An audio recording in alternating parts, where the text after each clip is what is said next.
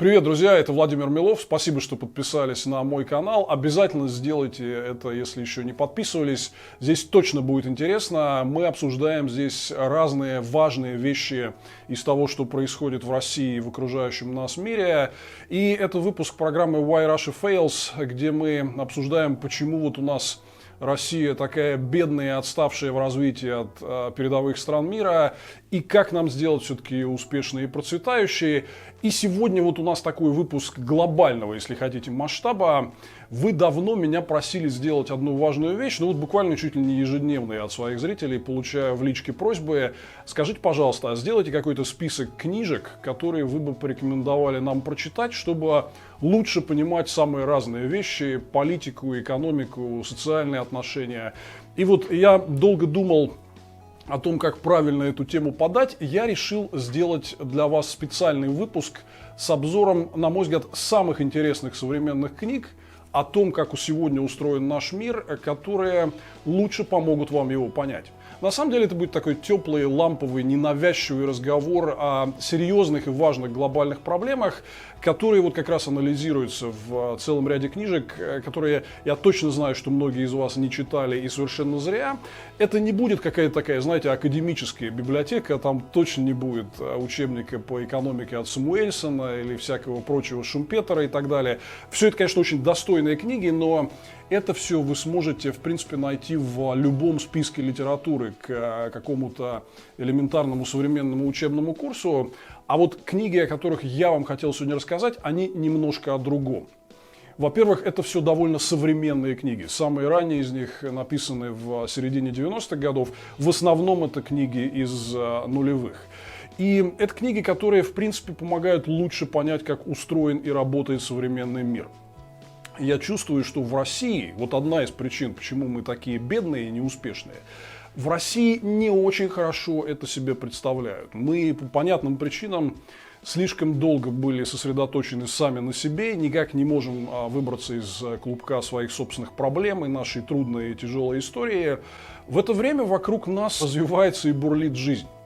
За последние несколько десятилетий мир стал совсем другим. Сейчас мы вошли в 21 век, и перед человечеством стоят совершенно нового типа вызовы. Вот я хочу этой передачкой немножко отставание в мышлении сократить и объяснить вам, собственно, куда идет и развивается передовая экономическая, политическая мысль в сегодняшнем мире, и как России весь этот уходящий поезд догнать и все-таки встроиться в эти важные глобальные процессы. Хочу сразу сказать вам, что большинство книг, которые мы сегодня будем обсуждать, это книги, которые написаны иностранцами, и в оригинале они существуют на английском языке. Часть из них переведена, и вот я это постараюсь каждый раз уточнять.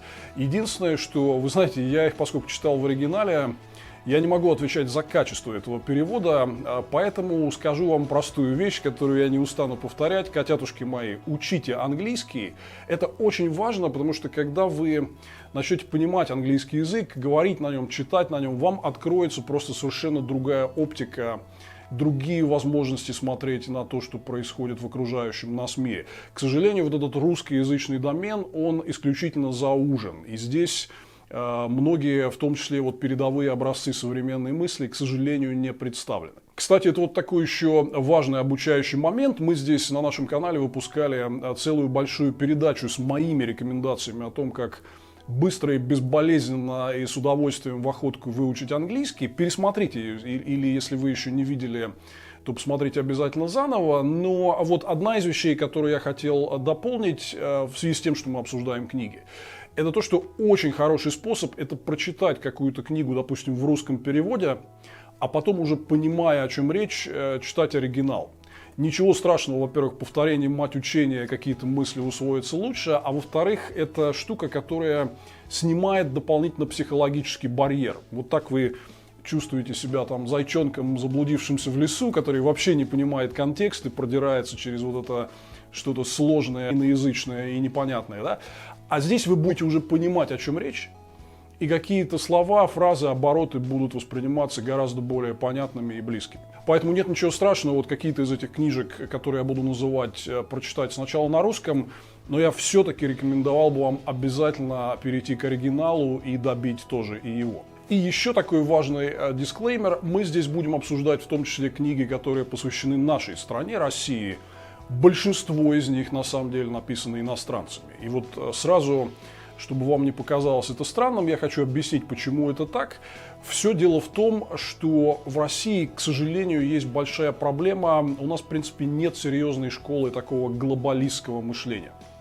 Мы в основном говорим и пишем либо о себе, либо о России в противопоставлении с какими-то другими странами, обществами и так далее. Да? А у нас, в принципе, есть такой большой дефицит школы мышления, который рассматривал бы Россию как вот неотъемлемую часть каких-то глобальных современных процессов. Мы, в общем-то, в них и не были. Мы были довольно долго, столетиями оторваны от очень многих важных вещей, которые двигали человечество по пути прогресса. И вот этой вот глобалистской школы, к сожалению, в России нет. А я как раз хотел бы объяснить вам, что наш современный мир, он может развиваться и быть успешным только если мы все вместе будем всем человечеством совместно для этого работать. Это не какой-то разрозненный набор отдельных деревень, которые периодически между собой начинают выяснять отношения, потому что кто-то пошел там и убил чью-то курицу, да? А это серьезное интегрированное глобальное сообщество, перед которым стоят глобальные вызовы, и мы можем решать их только вместе. Вот нам, конечно, нужно в России эту глобалистскую школу мышления развивать, но пока ее нет, я вот вынужден вам рекомендовать, на мой взгляд, самые важные для понимания роли России в мире книги, которые все-таки написаны не русскими людьми, и, поверьте, эти книги стоит прочитать.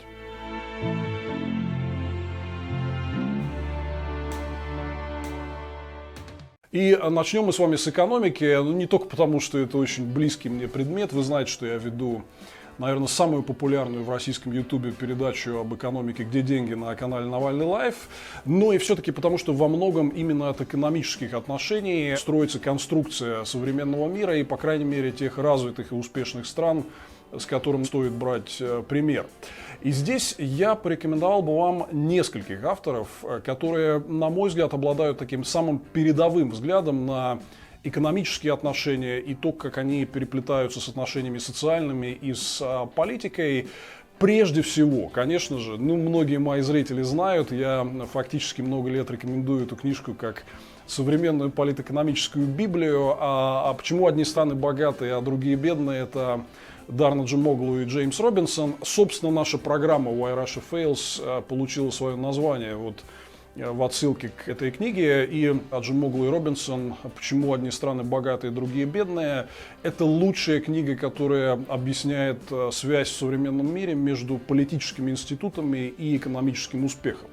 Много говорить о ней не буду, мы с вами ее часто обсуждали, но обязательно ее прочитайте. Она не только хорошо переведена на русский язык, я, кстати, читал ее в переводе, очень достойно, но она, в принципе, есть во многих книжных магазинах, и вы можете в России свободно ее купить. Вообще, Дарна Джемоглу – это один из самых ярких современных экономистов, и, в принципе, его стоит прочитать все, что найдете. Кстати, это вообще совет по всем другим авторам, которых я буду сейчас вам называть, потому что имеет смысл, если автор написал одну какую-то умную, интересную книгу, то это практически стопроцентная гарантия, что и другие его книги тоже интересны, их тоже стоит прочитать. Но, правда, у Аджемоглу библиотека состоит по большей части из таких академических книг по экономике, которые генеральной аудитории, наверное, читать будет сложновато, но у него есть и другие хорошие книжки, кроме Why Nations Fail, как она называется в оригинале, или как она называется в переводе «Почему одни страны богатые, а другие бедные».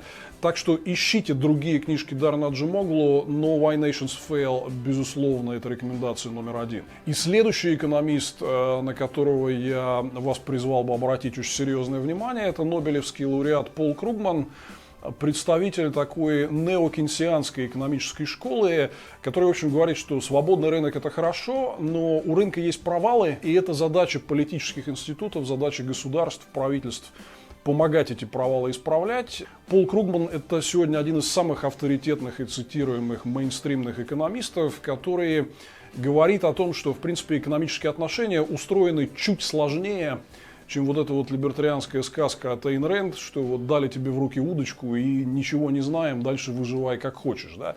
У него много интересных книг, и у него буквально недавно вышла свежая книжка Arguing with Zombies, споря с зомби, которая, конечно, не переведена еще на русский, да, но я хотел вам назвать другую книгу, которая была больше 10 лет назад опубликована, и это такая серьезная, системная книга, в принципе, о социально-экономических и политических отношениях в Америке. Она называется Conscience of a Liberal. Она существует в переводе на русский язык, называется «Кредо либерала». Не уверен, что это прям стопроцентно точный перевод, но это не так важно. Сама эта книжка – это отсылка к известной книге середины 20 века такого ультраконсерватора американского Барри Голдуотера, который был своего рода идейным предшественником Дональда Трампа. И вот его книга Conscience of a Conservative, ну вот в таком переводе «Кредо консерватора», была опубликована в 1960 году. Собственно, о чем пишет Кругман? Он пишет о том, что вот эта вот такая примитивная интерпретация экономической политики, когда там надо просто государству отовсюду выйти, все дерегулировать и снизить налоги, она привела к довольно резкому росту расслоения в американском обществе. Вот феномен свежий, что вот мы это обсуждали, кстати, сейчас у нас в России, в связи с предложением сделать прогрессивный подоходный налог. Вот в Америке давно действует прогрессивный подоходный налог, но там на самом деле сейчас буквально получается на цифрах и фактах ситуация, когда сотни самых богатых американских семей платят куда меньшую долю своего дохода государству в виде налогов, чем американский средний класс. К сожалению, вот такая тяжелая реальность. И вот Кругман в этой книге, он очень подробно анализирует вот суть современных политико-экономических взаимоотношений в американском обществе и как раз говорит о том, что нужна все-таки ответственная государственная политика по развитию социальных институтов, созданию общества широких возможностей для самых разных слоев населения, а не вот эта довольно примитивная идея, что государство должно отовсюду выйти, а дальше там каждый выживай как хочешь. Еще раз повторю, что у Кругмана много других интересных книг, но я вот вам рекомендовал бы начать именно вот с этой «Кредо либерала», которая объясняет такой, на мой взгляд, современный центристский взгляд на экономическую политику, что да, рынкам нужно давать работать, но при этом не надо забывать и про людей, и для этого нужна ответственная социальная политика, для этого нужно, чтобы государство постоянно смотрело за тем, не возникают ли где-то серьезные провалы рынка, которые оставляют миллионы людей в бедности, и вмешивалось и помогало эти провалы исправлять. Это вот то, что называется неокейнсианской экономической школой. На мой взгляд, самое передовое направление экономической мысли на сегодня. Читайте Пола Кругмана, читайте книжку «Кредо либерала». И еще один экономист, о котором я хотел сегодня сказать, это бывший министр финансов США, бывший президент Гарвардского университета Лоуренс Саммерс. Мы, кстати говоря, его вспоминали здесь на нашем канале. В фильме, вы, может, удивитесь, про Бориса Немцова. Дело в том, что как раз в конце 90-х годов, когда Ларри Саммерс работал в администрации Билла Клинтона и в американском Минфине, он приезжал сюда в момент, когда вот оставались считанные недели до нашего дефолта 98 года, приезжал к премьер-министру Кириенко, но Кириенко отказывался его принимать, хотя он предлагал реальную помощь. И, может быть, тогда это могло бы чему-то помочь и спасти нас от самых тяжелых сценариев.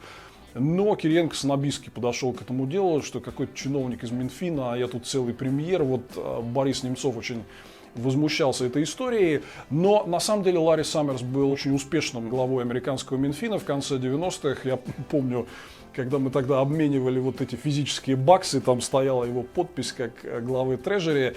Но помимо всего прочего, он один из самых серьезных и авторитетных сегодня экономистов в мире.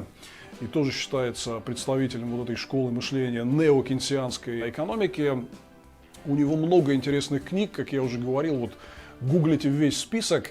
Но я бы обратил внимание на одну книгу, последнюю, вот буквально свежую, которая вышла в прошлом году. Она называется, ее нет на русском, она называется Post-Widget Society. Ну, если в таком примитивном переводе, наверное, общество поствещей. Дело в том, что мы двигаемся от мира, где вот существует вот это массовое промышленное производство таких штампованных изделий, к более сложному миру вот designer goods, как говорят, которые все вокруг меняют. Вот изобрела Apple iPhone, и наша жизнь навсегда изменилась. Да? Это вот такие продукты, которые очень сложно создать и требуется большой интеллектуальный вклад. И, собственно, они определяют дальнейший путь развития человечества и, в принципе, наш жизненный уклад. Да. Вот проблема такого резкого технологического и социального сдвига состоит в том, что значительная часть людей, которые привыкли как бы жить в старой экономике массового производства, они остаются невостребованными, за бортом. А их экономическое благосостояние в течение длительного времени не улучшается, и они чувствуют себя на периферии цивилизации, на периферии прогресса. Это приводит к, помимо там тяжелых социальных последствий, в том числе и к политическим, к росту популизма. Вот об этом говорит Ларри Саммерс в своей книге Post-Widget Society. Собственно, подзаголовок этой книги – это «Как создать экономические возможности для наших детей». И вот это очень важный разговор, который поднимает Ларри Саммерс, о том, что мы сейчас все увлечены вот этими технологическими революциями, Илоном Маском, гаджетами и прочими, но мы часто не замечаем, что большая часть общества не получает вот в этом дивном новом мире тех возможностей, которые она заслуживает. И известный уважаемый экономист много говорит о том, как это исправить. Читайте Ларри Саммерса. И вот, собственно, вот эти три автора, на мой взгляд, это главное, на кого вам стоит обратить внимание именно в плане оценки современной экономической ситуации в мире, разных вариантов экономической политики для правительств и стран, и как все-таки нам построить общество возможностей, успешное общество для всех, а не только для ограниченного круга предприимчивых людей.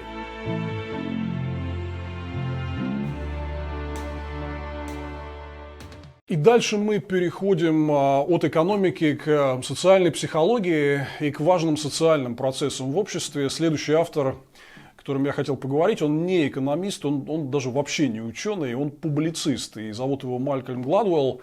Но, на мой взгляд, это один из самых таких ярких и глобальных авторов современности. Вот я тоже разыгрывал как-то в своей передаче «Где деньги» его книжку, которая называется «The Tipping Point». Она существует и везде продается у нас на русском с названием «Переломный момент». Это был бестселлер в начале нулевых, и посвящен он возникновению и развитию социальных эпидемий. Ну, ее подзаголовок, грубо говоря, звучит так, что как отдельные маленькие вещи и события могут изменить мир. И вот такого рода глобальные изменения, возникшие, казалось бы, из ниоткуда, Гладуэлл внимательно анализирует. В частности, там один из таких центральных моментов этой книги — это вот как удалось победить преступность в городе Нью-Йорке, который там в 80-е годы это был просто адом и одним из худших мест в мире с точки зрения катастрофической и тяжелой преступности. Но вот прошло пара десятилетий, и это все ушло. Нью-Йорк стал довольно нормальным, безопасным городом для жизни, и здесь социальное поведение и психологические изменения сыграли очень важную роль. Ну, в частности, вот он там много пишет про так называемую теорию разбитых окон. Погуглите, что это такое. Но смысл в том, что людей начинали приучать к порядку, вот убирая такие самые очевидные проявления беспорядка и беззакония, которые существовали вокруг. Ну, например, начинали закрашивать граффити, да, чтобы у людей ушло ощущение, что они живут в каком-то криминальном гетто. Много там он всяких серьезных мыслей высказывает на тему того, как вот какую-то заброшенную проблемную территорию привести в порядок или решить какие-то другие социально-экономические проблемы. Вот он анализирует природу этих социальных эпидемий. Это как бы очень важная история. Вот эта книга в свое время стала таким абсолютным глобальным бестселлером. Как я уже говорил, как и про других авторов, Гладуэлла, в принципе, стоит читать всего. Но начните вот с этой книги, и надо сказать, что здесь ее тоже надо воспринимать с определенной долей скепсиса, как говорят, with a grain of salt, да? Потому что Гладуэлла очень многие критикуют, он действительно не ученый, а просто публицист. И часто вот его критики говорят о том, что его анализ чересчур примитивизирует все. То есть он содержит много каких-то прямолинейных обобщений, жизнь устроена чуть сложнее и так далее. Вы знаете, вот честно сказать, я тоже, когда читаю Гладуэлла, у меня такое ощущение часто создается, но, тем не менее, Малькольм Гладуэлл — это один из авторов, один из людей, которые, на мой взгляд, наиболее удачно формулируют вот такие самые принципиальные системные вещи про те социальные процессы, которые происходят в обществе. Вы, в конце концов, можете даже просто поняв его метод анализа социальных процессов, в принципе, можете даже сами конструировать какие-то свои идеи на эту тему. Кстати, очень смешно, вот критики Малькольма Гладуэлла, они даже создали такой пародийный сайт в интернете, который назывался Malcolm Gladwell Book Generator.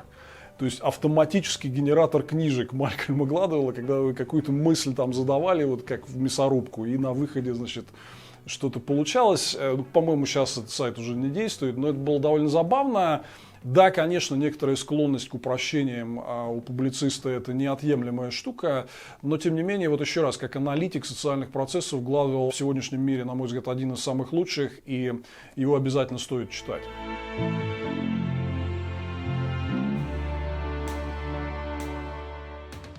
Ну, а если вам нужен не публицист, а действительно серьезный ученый, то вот, пожалуйста, вам Рональд Инглхарт. Это авторитетнейший американский социолог и директор так называемого World Values Survey. Это всемирного обзора ценностей. Большая команда социологов вот уже 40 лет в самых разных странах проводит вот такие социологические исследования ценностного ряда. Какие ценности исповедуют представители разных стран, народов, культур и цивилизаций. Их получается жутко интересная история, да, то есть вот эта вот вся картинка, которую, я думаю, вы поймете, о чем я, когда ты двигаешься, например, от протестантского мира к католическому, потом к православному и к мусульманскому, да, то вот, значит, по мере движения по этой оси выясняется, что люди там начинают чуть меньше работать и чуть больше молиться и так далее. Из этого очень много следует в плане того, как общество устроено и как они шли и идут по дороге прогресса. Ну и на самом деле вот шкала ценностей, которые Инглхарт и его коллеги предлагают, это вот движение от таких survival values, ценностей выживания, к self-expression values, ценностям самовыражения, и как это все связано с устройством общества, с прогрессом, в том числе и с политическими институтами и социально-экономической ситуацией. Наверное, лучше всего это сформулировано вот в книжке, которая называется «Модернизация, культурные изменения и демократия». У меня хорошая новость для вас. Она такая очень классная, понятная и несложная, и она есть на русском в достаточно хорошем переводе. Более того, если не ошибаюсь, ее можно прям онлайн найти в PDF на сайте Высшей школы экономики. Так что вот обязательно, кстати, почитайте и другие книжки Инглхарта. Но вот, на мой взгляд, это человек, который в мире обладает таким наиболее объемным глобальным знанием о том, что разные люди в разных странах мира о чем думают и какие ценности они исповедуют, и как это им помогает или мешает двигаться по пути прогресса. Очень занятное чтение, которое реально дает вот такой объемный срез картинки о том, как устроен наш мир.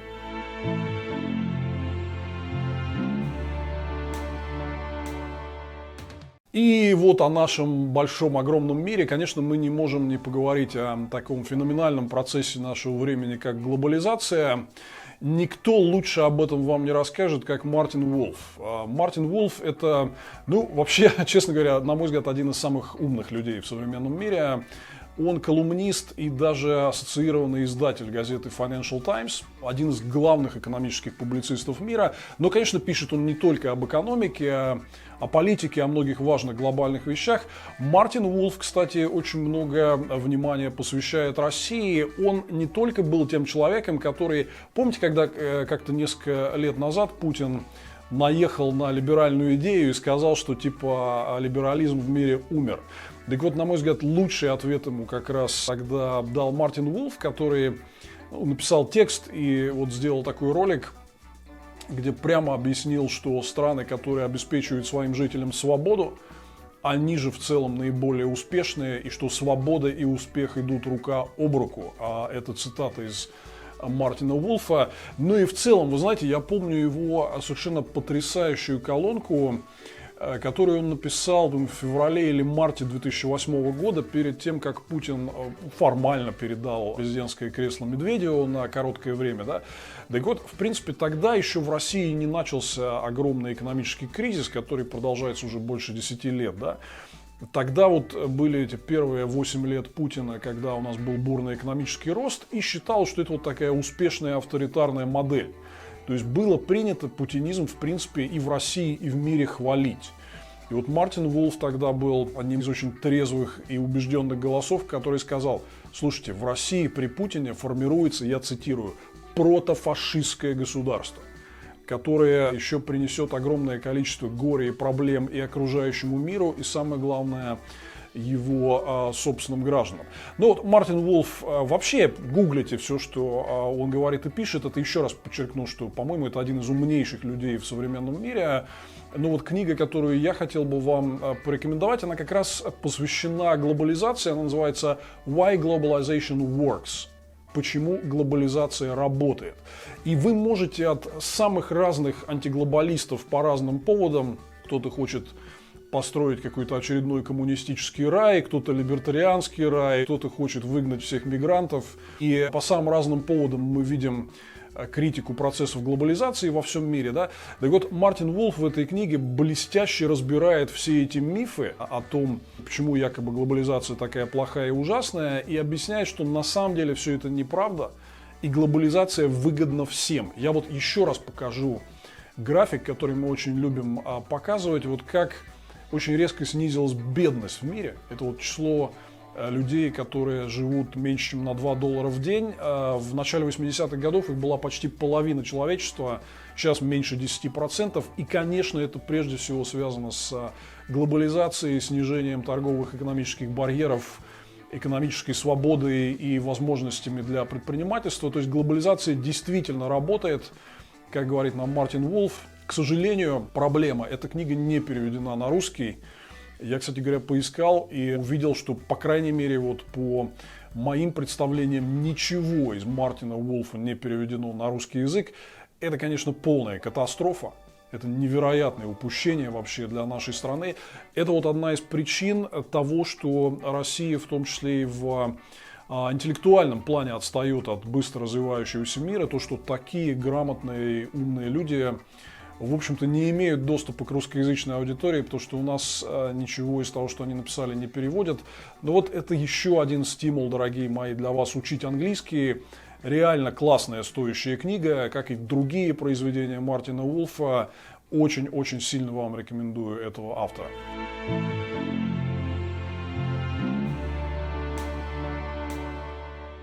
И от экономики, социальных отношений и глобализации, конечно, мы переходим к политике. Есть очень много того, что я мог бы вам порекомендовать почитать о том, как мировая политика сегодня устроена. Но, наверное, вот я хотел просто выбрать для вас какие-то наиболее яркие книжки. Ну, конечно, это Клинтон. Я думаю, что зрители моего канала уже поняли, что я с огромной симпатией отношусь к Биллу Клинтону. И, в общем, наверное, мне надо будет сделать передачку про такой хит-парад политических лидеров, которые для меня сыграли такую важную роль в моей жизни и карьере, и на которых я смотрю как на ориентир. Ну, понятное дело, что Билл Клинтон, 42-й президент США, он будет где-то там на верхних строчках этого хит-парада. Но дело в том, что я просто уже начал такую свою активную социальную и общественную жизнь, когда Клинтон стал в Америке президентом, и ему, конечно, достался исключительно сложный период. То есть надо было вот чинить всю эту порушенную коммунизмом Восточную Европу, в целом выстраивать очень сложный глобальный демократический миропорядок на обломках холодной войны между СССР и США. Он блестяще с этим справился.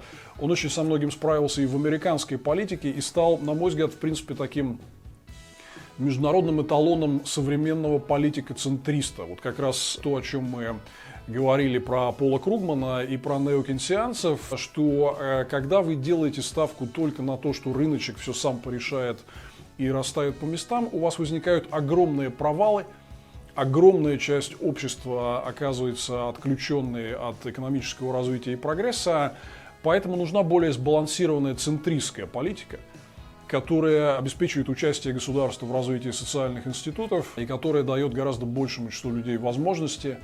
Но при этом, кстати говоря, вот несмотря на то, что американские политики правого фланга, они всегда называли Клинтона леваком, чтобы вы понимали, что на самом деле произошло, Клинтон впервые за долгое время сбалансировал американский бюджет. Дело в том, что при вроде бы правых президентах Рейгане и Джорджа Буша старшим американский бюджет находился в глубоком дефиците, очень резко вырос госдолг, а Клинтон сократил и то, и другое. К концу 90-х при нем бюджет стал сбалансированным и даже профицитным. ему удалось чуть-чуть сократить американский госдолг как долю ВВП, поэтому Клинтон проводил такую ответственную фискальную политику, но при этом она сочеталась с ответственной политикой социальной, политикой, которая смотрела в сторону людей. И за это я во многом считаю Клинтона эталоном современного политика-центриста. Ну и, конечно, он замечательно совершенно излагает свои мысли. Я думал, чтобы вам порекомендовать, чтобы вы поняли, как современная мировая политика устроена. Мне кажется, вот вряд ли вы найдете что-то лучше, чем автобиографическая книга Билла Клинтона «Моя жизнь», My Life. Ну, она существует на русском просто вот везде. Ее полно, ее достаточно легко купить, да. Я по-русски ее не читал, еще раз не могу ручаться за качество перевода, но обязательно прочитайте ее. И знаете, я, может, даже вот порекомендую вам немножко пролистнуть вот эту вот первую детско-юношескую часть. Начинайте сразу с того, как он был губернатором в Арканзасе, и потом выдвигался на демократических праймерис, вел президентскую кампанию и уже руководил страной. Клинтон очень легко и понятно объясняет многие вещи по поводу того, как современная политика устроена и в Америке, и в мире. Ну и, наверное, это один из самых лучших лидеров, к которому реально имеет смысл прислушиваться по таким вопросам, потому что он в своей деятельности достиг огромного успеха, уходил с огромным рейтингом. 2/3 американцев сказали, что одобряют его деятельность, когда он покидал президентский пост. И вообще это один из таких великих лидеров современности и просто очень умных людей, который лучше всех объяснит вам, как устроена современная политика.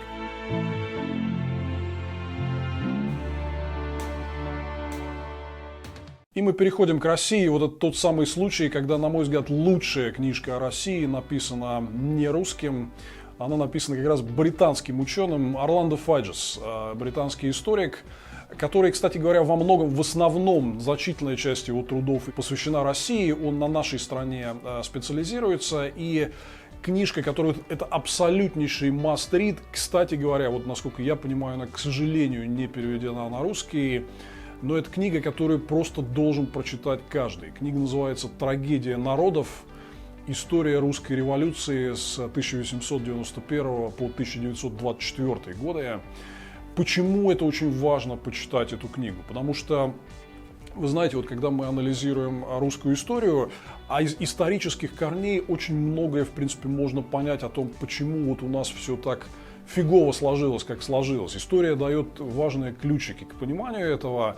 И конец 19-го, начало 20 века – это был такой момент, когда Россия, у нее был шанс, она боролась за этот шанс и на какое-то время получила исторический шанс стать нормальной, современной, процветающей страной. Вот, кстати, одна из глав книги Орландо Фаджеса «Трагедия народов» называется «Самая свободная страна в мире».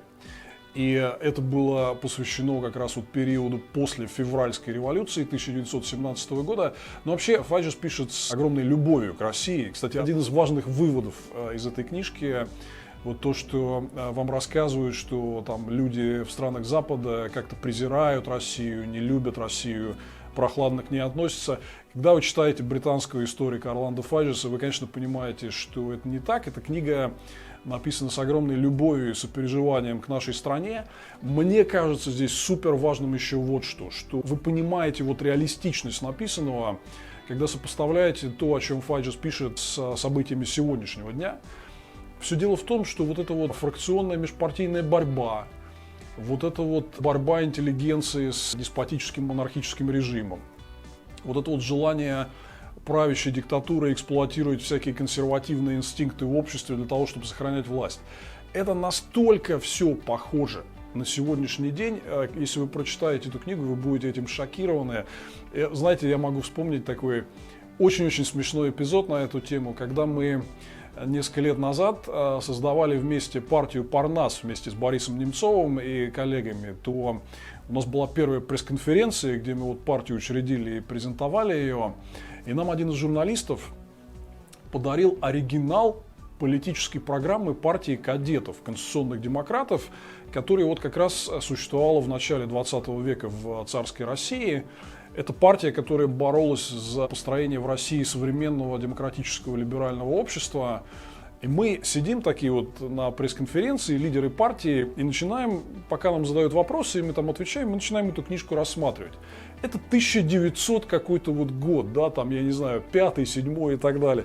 И мы смотрим программу этой партии, и там написано: пункт 1 – обеспечить свободу слова, пункт 2 – обеспечить свободу собраний, пункт 3 – обеспечить свободу деятельности политических партий. И мы начинаем просто переглядываться и ржать.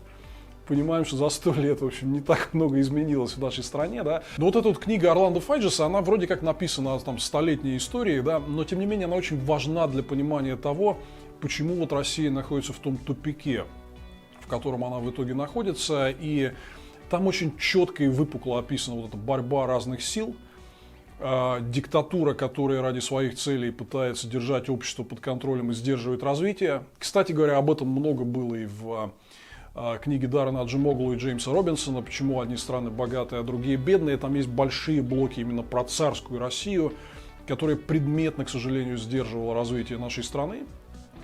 Ну и про то, что российское общество-то хочет другого. Оно хочет свободы, оно все время к ней стремится, как вот эти вот зеленые ростки через асфальт. Диктатура и всякие деструктивные тоталитарные силы это все разрушают. Но тем не менее, еще раз, вот книга эта написана с огромной симпатией к нашему народу и с верой в то, что Россия будет свободной, что в нас, русских, несмотря на все вот эти вековые исторические трудности, стремление к свободе не задушить и не убить.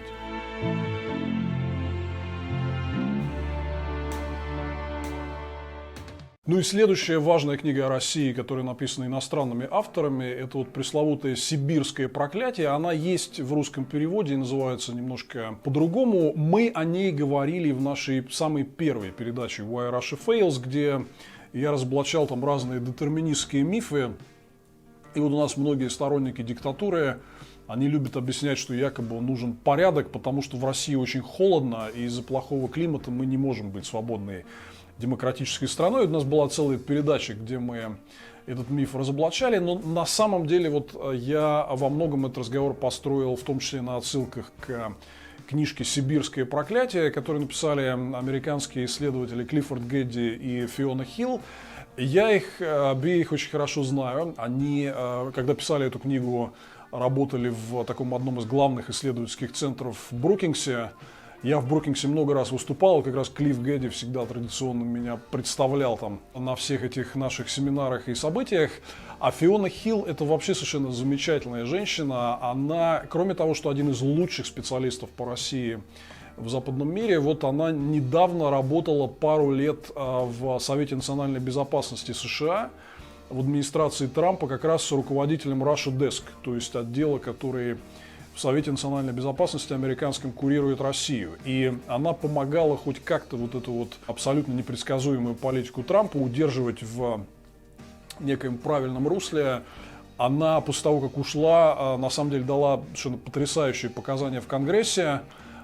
И в том числе много разных выступлений, интервью, где вот приоткрыла очень много таких жутких подробностей о том, как все хаотично устроено в администрации Трампа. Ну вот такой яркий заголовок: «Трамп считал меня секретаршей». Ну, действительно, показывает в том числе и стилистику работы трамповской администрации. Но вот эта книжка Фионы Хилл и Клиффа Гэдди, она о России. И здесь очень важный момент, собственно, о чем там речь, да. Ее подзаголовок звучит так: «Сибирское проклятие. Как коммунистические планировщики оставили Россию замерзать». То есть там говорится о том, что вот эта вот идея освоения территории любой ценой, она привела к тому, что, к сожалению, вот размещение производительных сил и размещение городов и населения по итогам коммунистического планирования было жутко неоптимальным. И, собственно, когда мы перешли к рыночной экономике, все это вскрылось и создало нам огромные трудности. Ну и в целом вот там тоже речь идет вот об этом климатическом факторе, насколько он реально влияет на нас и сдерживает наше нормальное развитие. Там-то мысль очень простая, что климат и холод сами по себе сдерживающим фактором не являются. Это как бы во всем мире существует. Вот мы говорили с вами о Канаде. Канада успешная страна, и там эти арктические морозы ничему не мешают. Да? Мешает именно неоптимальное гиперцентрализованное планирование, когда, собственно, размещение производств и городов диктуется не нормальными естественными рыночными силами, а вот какие-то там планировщики, значит, карандаш из-за уха достали и начали что-то рисовать, и это все получается абсолютно неработающим и приводит к огромным издержкам. Очень интересная книга, еще раз говорю, есть какой-то перевод на русский, не могу отвечать за его качество, но я оттуда даже вот сам узнал много всяких важных, интересных вещей. Например, вот я реально не знал этого, когда прочитал эту книгу, что какой был третий крупнейший, самый развитый город в Российской империи при царе после Москвы и Петербурга. Это была Одесса. Потому что торговля, потому что портовый город, потому что вот эти свободные рыночные отношения и так далее. Но вот выбор советских планировщиков, он был в том, чтобы строить какие-то, значит, там огромные заводы где-то на Таймыре. И в итоге это привело к большому количеству проблем и издержек для нашей страны, которые и сдерживали наше развитие и очень серьезно помешали нормальным рыночным реформам.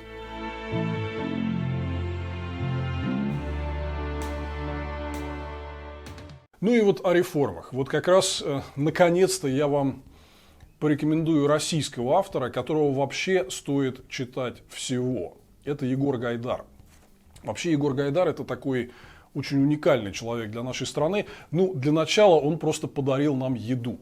Я думаю, вы понимаете, что еда — это очень важное явление в нашей жизни. Без нее мы просто все умрем. Но до того, как Егор Гайдар в конце 1991 года возглавил российское правительство, у нас было все прям очень-очень плохо с едой. Мы были едва знакомы.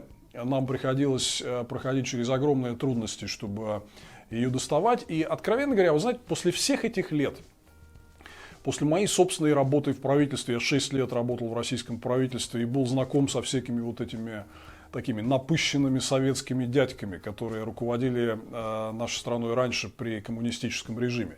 Я абсолютно уверен, что если бы не Егор Гайдар и его решительность, и его понимание ситуации, не исключено, что они до сих пор колупались бы с вопросом о том, освобождать нам розничные цены или нет, и у нас был бы по многим позициям серьезный дефицит. Вот наступают такие исторические моменты, когда нужен человек на своем месте, который примет вот это решение, что нужно сделать шаг в будущее, цены освободить. И благодаря этому Россия просто преобразилась, и у нас появилось то, чего никогда не было. У нас появился вот этот сектор нормального современного потребительского обслуживания населения, когда вы по дороге с работы можете зайти в супермаркет, быстренько собрать там какие-то себе там еду, фрукты, напитки и так далее. Потом зайти там к девушке, значит, сделать себе ногти там в маникюре, да, там мальчики, значит, по-быстрому постричься, да. И этого всего много. Это все есть в самом удобном, современном и доступном виде. Поверьте, вот те, кто жил в Советском Союзе и понимают, о чем я говорю, они знают, что у нас всего этого не было. Нам приходилось тратить просто огромные усилия для того, чтобы обеспечить себе элементарный быт, по много часов в день тратить, чтобы доставать элементарные вещи. И, в общем, все это исчезло и сменилось каким-то нормальным современным потребительским сектором благодаря Егору Гайдару. Но Гайдар уникальный человек еще и не только поэтому. Я, к счастью, был лично с ним знаком и даже активно его консультировал по, например, всяким вопросам энергетической политики, по «Газпрому» и так далее. Да? Но, смотрите, у нас в России в целом очень-очень мало таких людей, которые обладают такой глобальной широтой взгляда на вещи и знаниями во множественных областях. К сожалению, вот одна из проблем, why Russia fails, да, почему у России не очень получается. К сожалению, Россия, вот это еще идет с коммунистических времен, она вот так выросла, как страна узких специализаций. То есть у нас люди видят какое-то одно свое направление деятельности и очень слабо себе представляют, как устроен мир за пределами вот этого небольшого участочка. Кстати, вот те книги, которые я сегодня вам рекомендую, это книги, которые их надо обязательно прочитать, если вы хотите вот получить такую широту и объем в своем взгляде на современный мир и как он работает. Так вот, Егор Гайдар, мало того, что он был один из лучших экономистов в стране, да, у него еще был политический опыт, но он обладал огромными знаниями, энциклопедическими знаниями в целом ряде совершенно других областей, например, в области истории, культуры. Он вообще сам был из такой интеллигентной писательской семьи. То есть это был человек, который как бы понимал много разных срезов устройства нашего общества, нашей истории, нашей культуры. И, кстати говоря, он имел широкий доступ к мировой литературе и понимал, как вообще все устроено в мире. Вот проблема России, что у нас мало таких людей. У нас есть специалисты в каких-то отдельных областях, но людей с такими глобальными знаниями и глобальным взглядом на вещи у нас, к сожалению, огромный дефицит. Вот Егор Гайдар, очень жалко, что мы его потеряли, и он был одним из таких людей. И, конечно, вот это представление вы легко можете получить из его книг. Вот его книги надо обязательно прочитать все. Когда меня спрашивают, а что вот нужно прочитать, чтобы понять про Россию, как она работает, как она устроена, что в ней хорошо, что в ней плохо и как это исправить, читайте Гайдара всего. То есть, на самом деле, у Егора Гайдара не так много книг, но я думаю, что стоит пройти по всей этой библиотеке «Власть и собственность», «Смута института» и «Долгое время». Но, конечно же, жемчужина во всей этой короне – это «Гибель империи». «Гибель империи» – это, по сути дела, такая документальная книга о том, как разваливался Советский Союз. Она, в принципе, построена на анализе абсолютно официальных документов ЦК КПСС, которые Гайдар просто взял в архиве. И там вот у нас есть много всякой чуши и мифов, значит, что какие-то враги развалили СССР. А там не надо ни за какими мифами ходить, надо просто почитать официальные документы ЦК КПСС, и там прям все это по полочкам разложено. Но в чем главная, на мой взгляд, ценность этой книги? Эта книга даже не про СССР. Это книга про абсолютное тотальное банкротство вот этой модели гиперцентрализованного государства, к которому, к сожалению, мы в России за сотни лет привыкли, и от которого никак не можем оторваться. Мы вот как-то привыкли считать, что нам нужно это огромное гипергосударство, которое у нас там и мама одновременно, и папа, который нас опекает, держит под крылышком и решает, чего нам можно, а чего нельзя.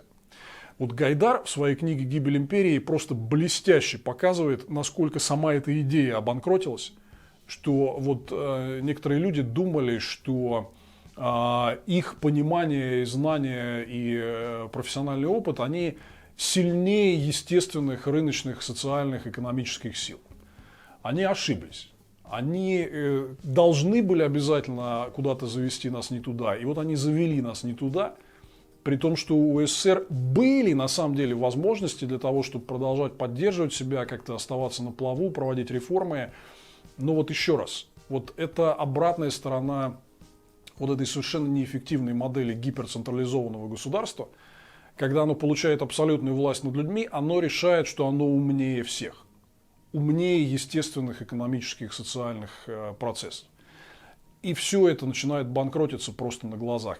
Вот это блестяще показано в книге Егора Гайдара на примере позднего Советского Союза. Обязательно ее прочитайте. Вы из этой книги очень многое вообще поймете про нашу страну и про то, что у нас с вами просто нет другой альтернативы, кроме как развиваться свободной страной, где все решают люди, а не дяди из Политбюро ЦК КПСС.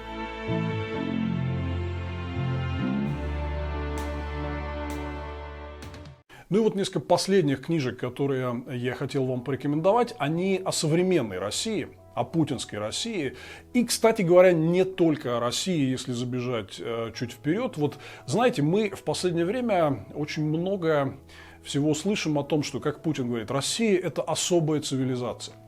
Нам просто чужды западные либеральные ценности. Мы какие-то вот другие. У нас все должно быть устроено по-другому. Ну, простая мысль – это то, что должен быть какой-то такой мафиозный пахан, который всем руководит. И система должна быть диктатурой, централизованным государством, которое всех своих жителей контролирует. Иначе вот несмышленыши, начитавших западных либеральных ценностей, куда-то не туда разбредутся. Вот такую риторику мы слышим из телевизора. На самом деле, друзья мои, вся эта риторика – это просто элементарное прикрытие захвата власти в нашей стране мафией. И это не фигура речи, это не яркая красивая метафора. Сейчас это слово все больше входит в академический лексикон, потому что на самом деле не только Россия, но и многие другие постсоветские, посткоммунистические государства оказались в буквальном смысле слова захвачены мафиями, которые эксплуатируют вот этот примитивизм и консерватизм отсталых слоев общества подавляют прогрессивную часть общества для того, чтобы удерживать власть в личных целях. Это такой системный процесс, и знаете, я хочу сказать вам, что когда вы об этом подумаете, вам многое станет понятнее. Просто проанализируйте, например, вот действия российской власти в последние 20 лет, сравнив их с манерой действий организованных преступных группировок. И вы поймете, что совпадения здесь просто невероятные и фантастические. То есть это фактически одно и то же. Одни и те же цели, захват и контроль над ресурсами и территориями, одни и те же методы работы. Вот лучше всего, на мой взгляд, это сформулировал британский журналист Люк Хардинг, который много лет здесь работал корреспондентом британской газеты Guardian, но потом его по указанию Путина не пустили в страну. И вот он написал замечательную совершенно книгу под очень ярким и хлестким названием «Mafia State», мафиозное государство, которое как раз и объясняет, что, ребят, нет, вам не кажется. Это действительно ситуация, когда у власти находятся люди, которые полностью действуют по принципам организованной преступной группировки. Прочитайте эту книгу, там прям блестяще это все показано в деталях, но я просто сразу, чтобы вот уйти от этой темы, что типа Хардингу просто Путин не нравится, и он просто ругается на него, хотел вам порекомендовать пару других книжек, которые на самом деле написаны вовсе не про Россию и не российским, а восточноевропейским автором. Речь здесь про Венгрию Виктора Орбана, которую мы часто на нашем канале поминаем, и которая, к сожалению, является исключительно нехорошим примером движения некогда успешной демократической восточноевропейской страны вот по пути авторитаризма и такой мафиозной диктатуры. Это сразу две книжки, они на самом деле об одном и том же, но стоит прочитать их обе. Их автор Балент Мадьяр. Балент Мадьяр – это бывший министр образования Венгрии и в прошлом лидер Альянса либералов и демократов. Это партия, которая была в оппозиции Виктору Орбану. И вот он написал две совершенно замечательные книжки про анатомию мафиозного постсоветского государства на примере Венгрии. Это вот очень важно прочитать, потому что чтобы у нас не возникало ощущение, что, знаете, вот у нас что-то такое эксклюзивное, и мы такие одни. На самом деле здесь имеет место то, о чем я все время говорю, что мафиозный захват власти в слабых посткоммунистических обществах, где люди не имеют большого опыта демократического управления, и хищной номенклатурной мафии легко под себя их подмять, это не уникальный случай для России. Вот нам гораздо легче будет бороться в России с нашими проблемами, когда мы поймем, что вот те трудности, которые у нас есть, это не потому, что что-то уникальное, не потому, что у нас какой-то там народ плохой, не потому, что ему чужды западные ценности, а потому, что нас захватила мафия, как это бывает в том числе во многих других местах. И когда мы поймем, что все это вот так просто, что здесь не надо как-то это все методологически усложнять, а просто мафия захватила, эксплуатирует, промывает мозги, подкупает, убивает и так далее. И когда мы увидим, что это, в общем, такое довольно обычное явление системного характера, то становится проще понять, как с ним бороться. Но вот очень важная книжка Люка Хардинга и Балента Мадьяра, которые говорят нам о том, что путинский режим, путинская диктатура в России – это не что-то уникальное. Это просто обычная мафия, захватившая власть. Ну, вот, собственно, эту мафию, как ее и выковыривают в других местах, вот там надо точно так же выковырять ее и здесь, и освободить, наконец, нашу страну. Ну и последняя книжка, которую я хотел вам порекомендовать, ее, к сожалению, нет на русском, потому что она прям только-только вышла. Это просто самый натуральный свежачок и уже, кстати говоря, абсолютно классный, популярный бестселлер. Это книжка, которую написала моя хорошая подруга и бывший многолетний корреспондент Financial Times в Москве Кэтрин Белтон. И, собственно, я очень горжусь тем, что там много меня, то есть где-то можно считать, что в каких-то вопросах я соавтор, то есть там Кэтрин много цитирует беседы со мной, ну и другими, в том числе российскими политиками, экономистами и деятелями. Это книжка, которая называется «Putin's People», «Люди Путина». Как КГБ захватило Россию и стало, наверное, правильный, точный перевод – напрыгивать на Запад. Да? На сегодняшний день в международном политическом сообществе это одна из самых модных книжек. То есть вот вы можете просто посмотреть, ну, это отзывы в крупнейших газетах на эту книгу. И Кэтрин на самом деле проделала абсолютно блестящую, скрупулезную работу. Она восстановила, вот, собственно, как Путин приходил к власти, из кого и чего состоит вот эта его мафиозная группировка. Там реально вся вот эта подробная анатомия, она присутствует. Я очень рад, что я смог внести в это дело свой вклад. Вот еще раз, дорогие мои, учите английский, потому что книжка действительно стоит того, чтобы ее прочитать, и возможно, вы начнете свое обучение прямо с этого. Но вот завершая вот эту тему мафиозного государства, на мой взгляд, вот самый свежий, самый системный взгляд на то, как вообще устроена власть в России, это вот книжка Кэтрин Белтон «Putin's People». И в целом, еще раз повторю, исключительно простую мысль. Ребят, нет никакой особой цивилизации, нет никакого особого пути, нет никакого особого народа, который там дремучий, отсталый, чего-то там не хочет и так далее. Да? Наш народ всегда стремился к свободе и хотел свободы, как мы вот вам показывали, в том числе на книжках по российской истории, которые я вам рекомендую. В итоге нам надо просто понять, что нам надо отстранить от власти мафию, и тогда у нас реально появится шанс для того, чтобы Россия наконец двинулась по пути прогресса.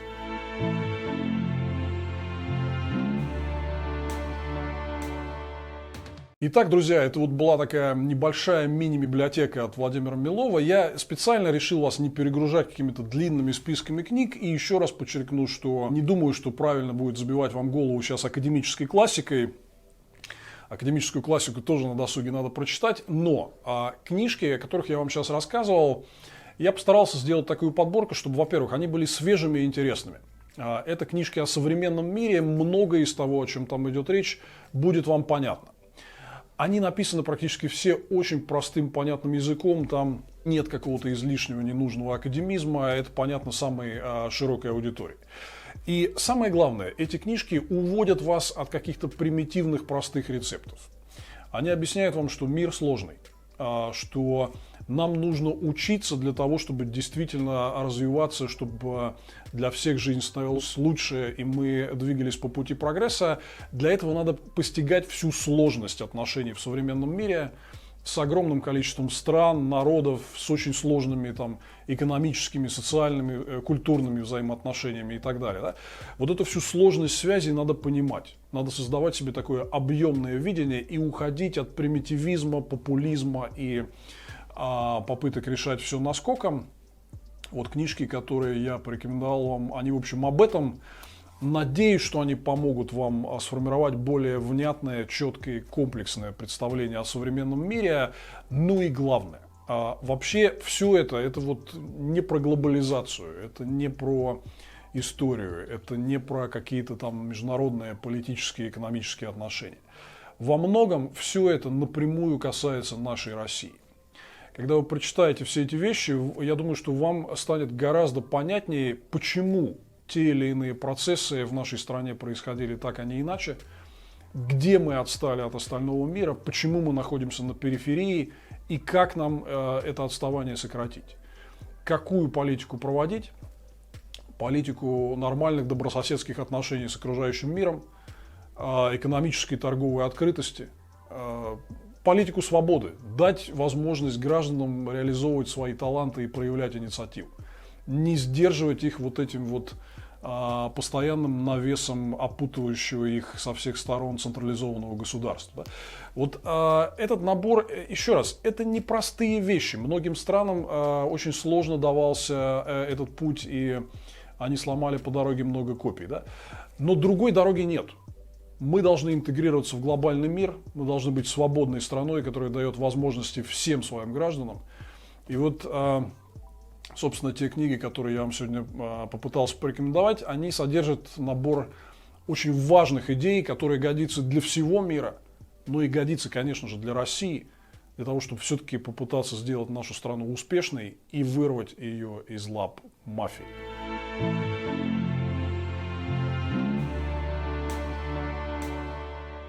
И последнее, о чем я хотел вам сказать, друзья, мы уже подходим к завершению, но вот у меня для вас приятная новость. Немного спрашивают, а я буду какие-то проводить конкурсы и книжки какие-то разыгрывать, да?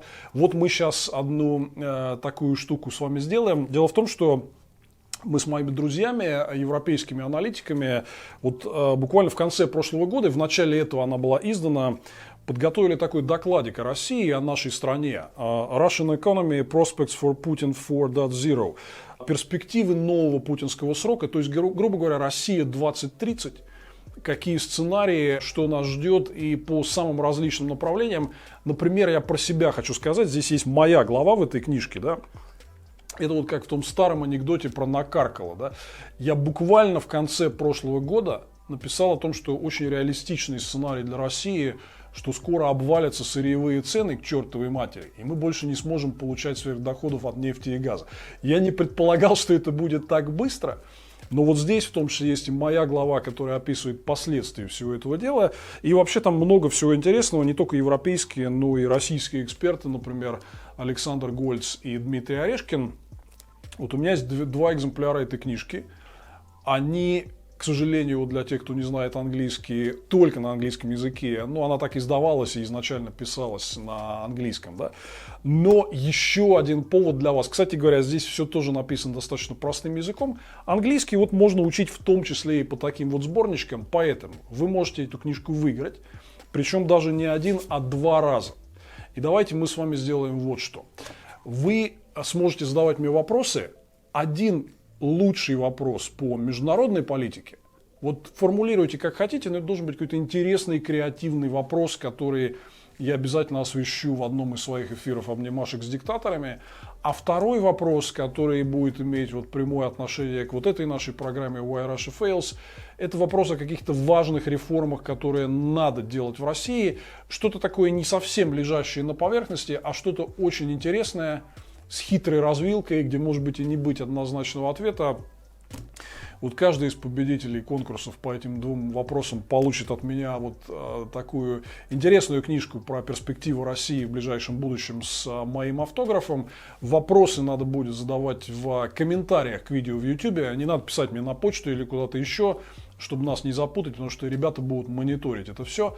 Задавайте вопросы. Кто выиграет, получит интересную книжку с моим автографом. И, собственно, это была программа Why Russia Fails, где мы говорили о книгах. Несмотря на нашу такую бурную жизнь, надо всегда все равно находить время книги читать. Читать книги — это важно. Есть очень много полезных, интересных книг, которые помогают лучше понять мир. Я, Владимир Милов, попытался сегодня вам об этом рассказать. Спасибо, что смотрели нас. Подписывайтесь на наш канал. И вот обязательно нажмите там на такой колокольчик, который будет уведомлять вас о новых видео. Огромное спасибо всем, кто наш канал спонсирует. У нас, наконец, появилась спонсорская кнопка, и уже несколько сотен человек подписалось. Это очень-очень приятно. Мы теперь сможем гораздо эффективнее делать для вас хорошие, качественные видео. Подписывайтесь, спонсируйте, смотрите. Спасибо, что были с нами. Ну и мы увидимся с вами через короткое время.